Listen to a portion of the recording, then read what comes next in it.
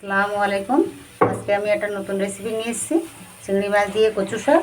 প্রথমে আমি পানি দিয়ে লবণ দিয়ে একটু পাতাগুলো সিদ্ধ করে নিচ্ছি। সিদ্ধটা হয়ে গেছে, একটু লেবুর রস দিয়ে দিচ্ছি। হয়ে গেছে, এবার আমি নামিয়ে পানিটা গেলে নেব। এটা হবে একটু এরকম করে গুলে নিতে হবে পুরো পানিটা। পুরো পানিটা এরকম করে পুরো শুকনো করে নিতে হবে। তেলটা দিয়ে দিচ্ছি।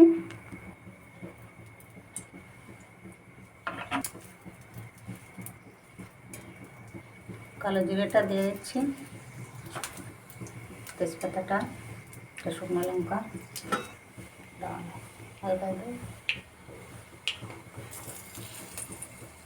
পেঁয়াজটা দিয়ে দিচ্ছি,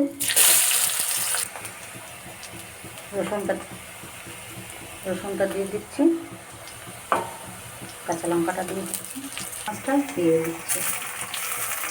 লবণটা আমি সিদ্ধ করার সময় দিয়েছিলাম, হলুদটা দিয়ে দিচ্ছি, হালকা মির্চি পাউডারও দিয়ে দিচ্ছি। লাল লাল করে দেখুন ভাজা হয়ে গেছে।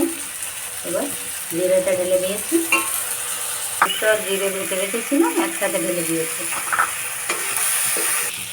দেখুন কত সুন্দর দেখা যাচ্ছে, লাল লাল হয়ে গেছে। এবার কচু শাকগুলো দেখুন, কচু শাকগুলো আমি রেখেছিলাম দিয়ে দিয়েছি। আপনারা ওপর থেকে একটু লেবুর রস দিতে পারেন,